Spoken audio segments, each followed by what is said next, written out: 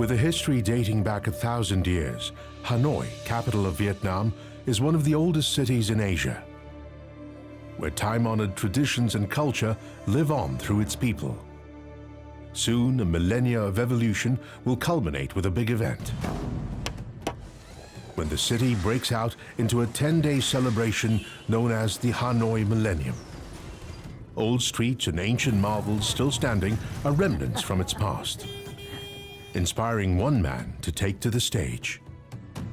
Đây chính là cái mảnh đất mà tôi đã sinh ra, lớn lên, gây những các cái ấn tượng rất là mạnh mẽ đối với công chúng ở Hà Nội cũng như công chúng quốc tế đến. This will be his ultimate tribute to a city that is rapidly changing, a city where a visionary dreams of shaping its future. Đây là những hình ảnh về khu đô thị mà chúng tôi dự định sẽ xây dựng trên khu đất này. Chúng tôi đã cùng chung có một cái ý tưởng chung, đó là xây dựng lên những cái thành phố để làm sao cái chất lượng cuộc sống của con người trong đô thị đấy được đạt ở mức cao nhất. Welcome to Thăng Long, Hanoi, the city of 1,000 years.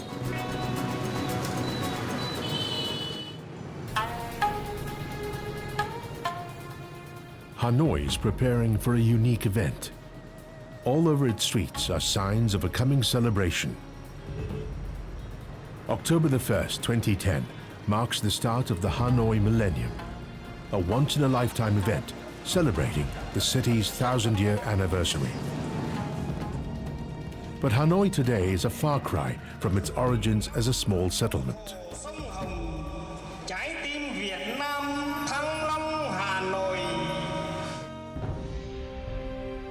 The year was 1010 AD, when King Ly Tai To named the capital of Vietnam Thăng Long, Hanoi.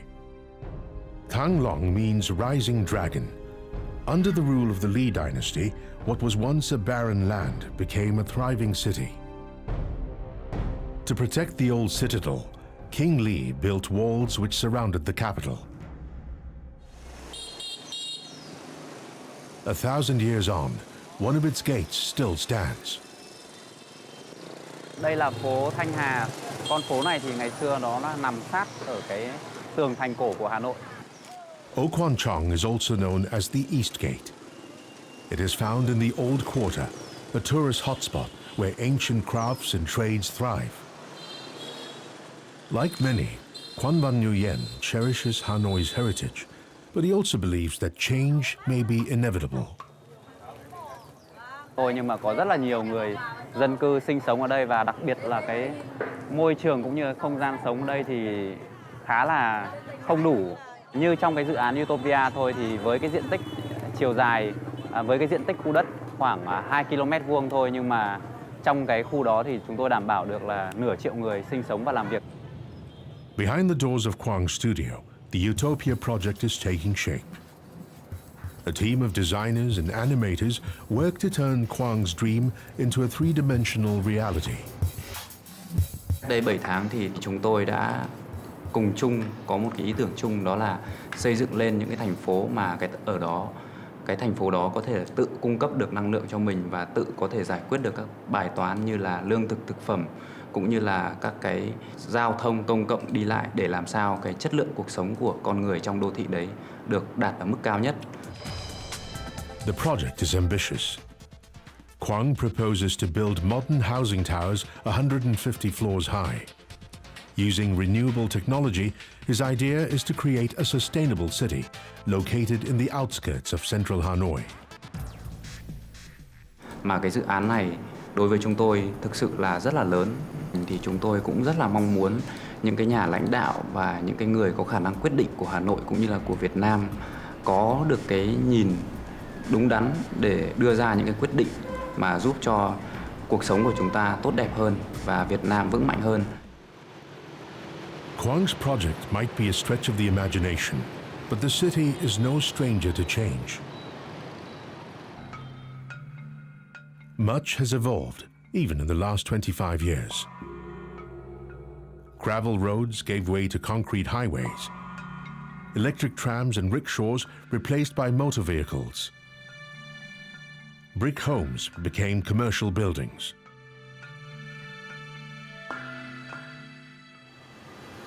Today, it is one of the fastest growing cities in the world.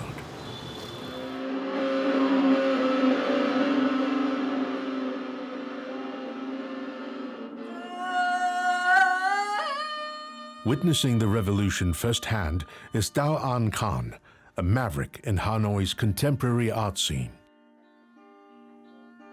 Blending surrealism with modern dance, he's one of Hanoi's most provocative artists.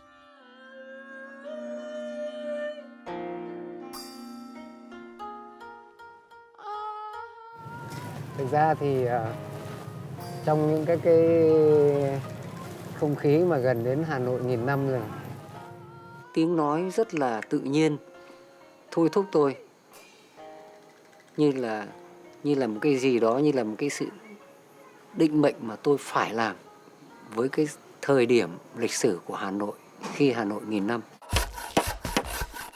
Special indeed. Khanh is overseeing the finishing touches to what he calls his Bridge of Sound, a stage that stands 35 meters tall, a towering monument to Hanoi.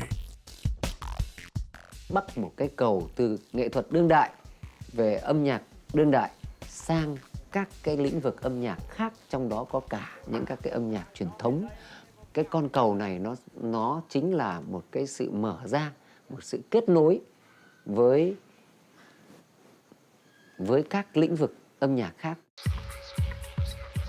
The finished stage will be made with over 6,000 bamboo pieces. In traditional Vietnamese culture, bamboo is a symbol of change. Biệt nhất là ở Việt Nam thì cây tre đó là một cái cây gắn gần như là thành ra là biểu tượng về cây của Việt Nam. Khi nói đến Việt Nam, nói về cây thì cái lịch sử của Việt Nam có lẽ là gắn suốt hàng nghìn năm với những các cái với cây tre. Bởi cây tre Việt Nam nó gắn với người Việt Nam từ những cái công năng mang tính đời sống, xây dựng nhà cửa, làm đồ đạc xây dựng trong nhà. Ở đây cây tre tôi mới đẩy đến trong lĩnh vực của nghệ thuật. Tức là người xem sẽ hết sức là bất ngờ. Chưa bao giờ người ta có thể, thậm chí tôi nghĩ rằng đây không quá lắm, là chưa bao giờ nhìn thấy một hình ảnh cái cầu nào ở Việt Nam bằng tre mà dài 500 mét. Through his performance, Khanh hopes to evoke the old and the new. It is his personal tribute not only to Hanoi, but also to Vietnam. Thời điểm mà lịch sử Việt Nam đang bước sang một cái bước ngoặt mới thì cần phải có cái nhìn mới, con đường mới cho một đất nước, cho một cái lối tư duy nó phù hợp với cái thời đại.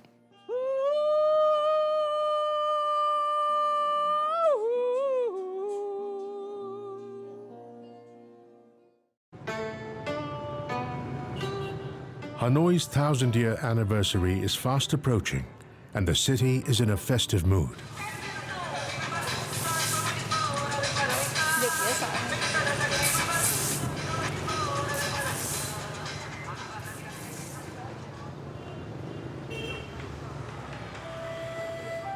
Contemporary artist Dao Anh Khanh is in Hanoi's old quarter to seek inspiration for his upcoming performance. Nhưng mà cái ô tô mình anh đưa lên trên cái nóc xe ô tô của anh. Kỷ niệm với Hà Nội thì đương nhiên đó là một điều đã nằm ở trong cơ thể, trong dòng máu của tôi, bởi vì đây chính là cái mảnh đất mà tôi đã sinh ra, lớn lên cùng với tất cả những người anh em của mình. A glimpse into the architecture of ancient Hanoi is the Ô Quan Chong, also known as the East Gate.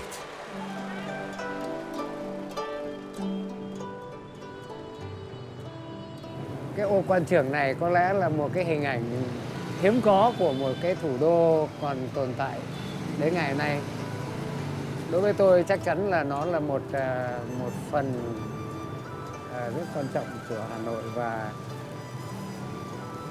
tất nhiên là một người nghệ sĩ trình diễn, tôi nghĩ rằng rất có thể với những không gian như thế này một ngày nào đó, ngay tại địa điểm này sẽ diễn ra một cái cuộc trình diễn của tôi hoặc là của ai đó. The East Gate is the only one of 5 entrances to the ancient citadel still standing. And as the Hanoi Millennium approaches, authorities plan to restore the gate to its former glory.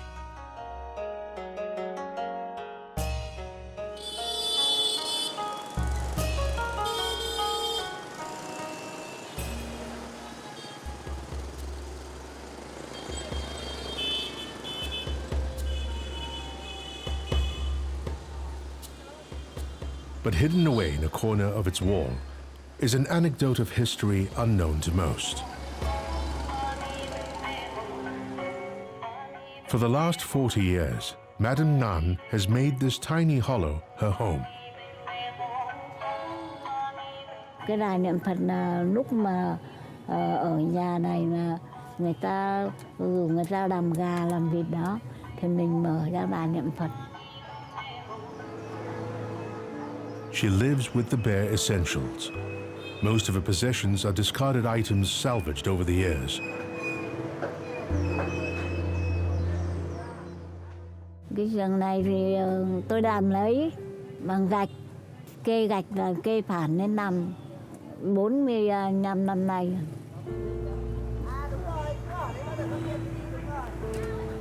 To residents in the old quarter, Madame Nhan is a familiar face.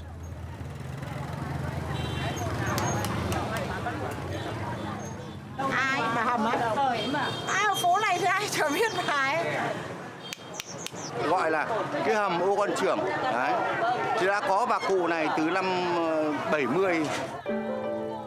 It was in 1972 when the shelter became Madame Nhan's permanent home. But that is about to change. She will soon have to move to make way for restoration work on the East Gate. Bà Nguyễn, bà vẫn ở đây chứ gì hả ba? Không được ở đấy đâu. Chuẩn bị bà không được ở à? Bà bảo Bao nhiêu mấy nghìn tất cả? 2.000 đấy bà, 2.000.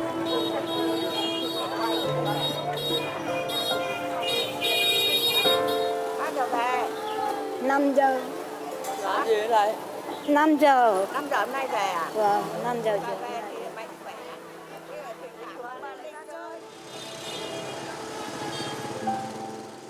As Hanoi continues to progress, Madame Nhan has to face the inevitable change.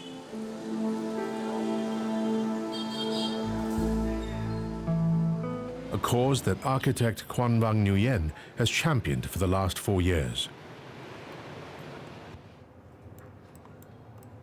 His Utopia Project will expand Hanoi's living space into new territories and propel the city into the 21st century.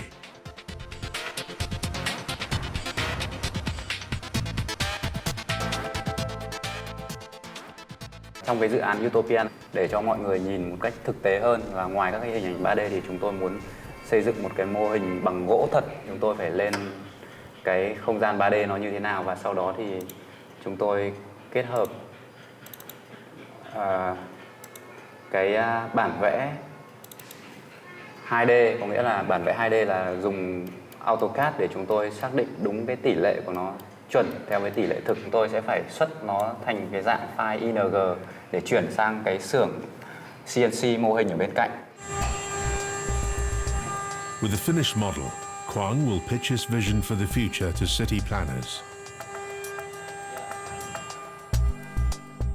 Đây là cái layer đầu tiên của cái mô hình này, đó là layer master plan của tổng thể toàn bộ khu đô thị. Thì trên cái master plan này thì chúng tôi sẽ xác định đường xá giao thông tiên, và sau đó thì chúng tôi sẽ làm rất là nhiều các cái layer cao lên và sẽ lắp vào đây như kiểu Lego, thì sẽ được một cái mô hình bằng gỗ hoàn hảo. While the future of Hanoi will be determined by Quang's generation, it is people like Madame Nhan who've played a part in its history. It is time for her big move. Many have come to say goodbye as movers clear what has been a familiar part of the East Gate. It is a bittersweet moment for Madame Nhan. Though she leaves a home of 40 years, she returns to Soha village, her place of birth.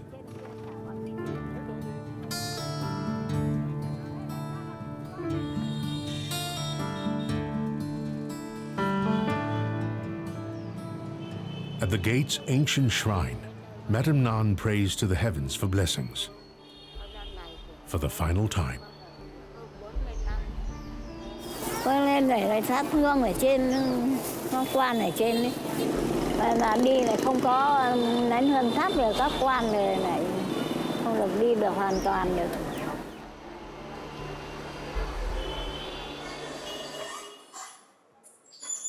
The East Gate is not the only place in Hanoi where preparations for the Millennium are underway.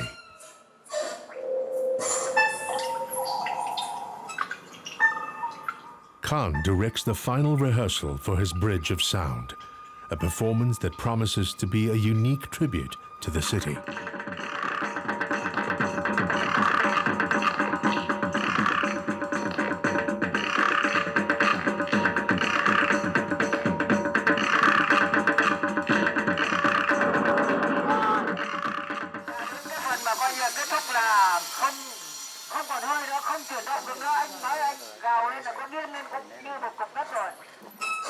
Một con cầu khổng lồ mà lại làm bằng chất này của tôi ấy, thì nó cũng có một số những cái mà tôi khai thác những các cái chất liệu cũng không phải là nhìn thì nó là phổ biến thôi, nó rất là đời sống hàng ngày quanh chúng ta thôi, nhưng mà nó được đẩy lên trong một cái sự khai thác rất là triệt để và trong một cái bối cảnh rất là đặc biệt, thì cái điều này tôi nghĩ rằng nó sẽ là đem lại những các cái tác động cực mạnh cho công chúng.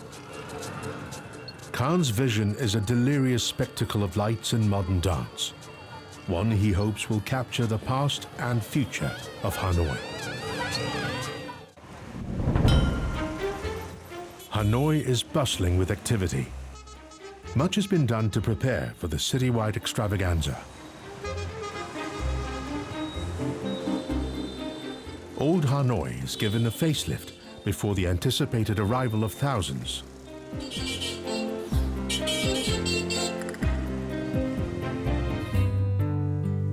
"50 kilometers outside of central Hanoi, Madame Nhan has returned to a place of birth. Now she lives with a nephew and his family. Đây là làng Sở Hạ đấy. Ở đây thì là ở về đồng, ở đây là cháu. Tôi về đây được 2 tháng. Và về đây thì có ở với cháu, nó trông nó nâng giấc dậy. Mới trông nó gọn gàng, nó cao ráo hơn là kia nhiều. Con gấp cho bà để ở trong hàng nhá. Madame Nhan has left her past in Hanoi behind her. But architect Quang is firmly focused on the city's future.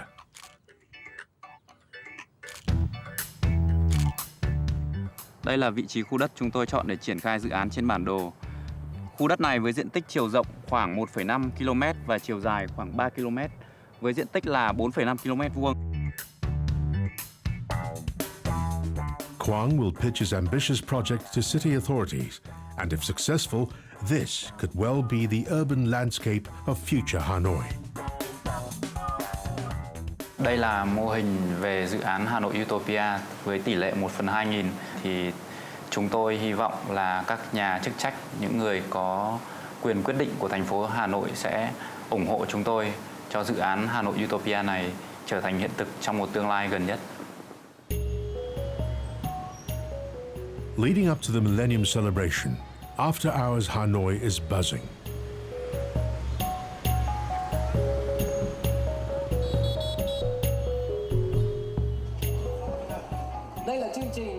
Tonight belongs to avant-garde performer Khan. His Bridge of Sound is about to light up the night sky. Contemporary art project. As part of the bigger project, the Stream of 1000 Years, which is my present for Hanoi 1000th anniversary. Xin chào và chúc các bạn một đêm tận hưởng. Welcome and enjoy the An eccentric mix of modern dance and installation art. This is Khan's ode to the city.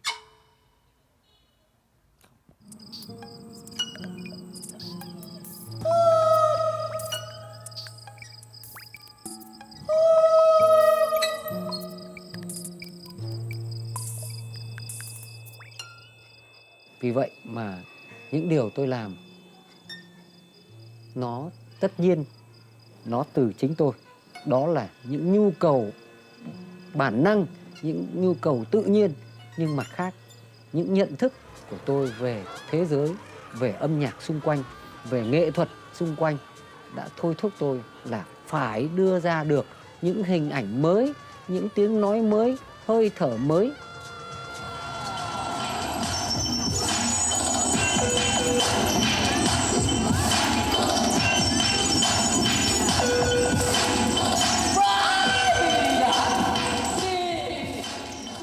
Chính những cái điều đó đã để lại, theo tôi, đã để lại một cái ấn tượng rất là tốt trong công chúng và những cái người quan tâm đến nghệ thuật đương đại. Thì họ đã nhìn thấy những cái hình ảnh mà tôi, một con người đã đem tất cả những cái gì vừa là năng lực bản thân cũng như những cái điều kiện vật chất của chính mình để đem ra phục vụ cho cái sự phát triển của nghệ thuật đương đại.